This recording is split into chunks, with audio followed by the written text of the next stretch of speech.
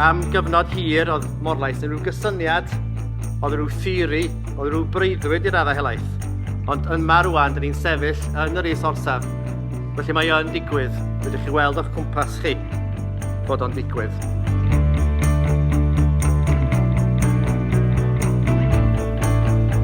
We are on the cusp of a new industry in this part of the world.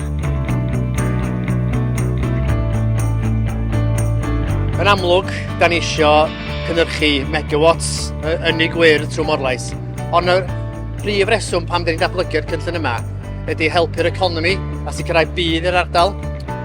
Amal iawn dwi'n sôn bod yna fwy i Morlais na'r megawatts. Mae am creu swyddi, mae am datblygu sgiliau, mae am cynyddu uchelgais yn yr ardal.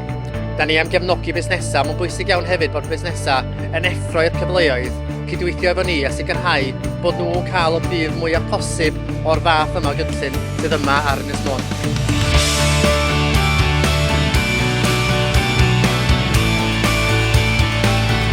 The future is bright, the future is tidal.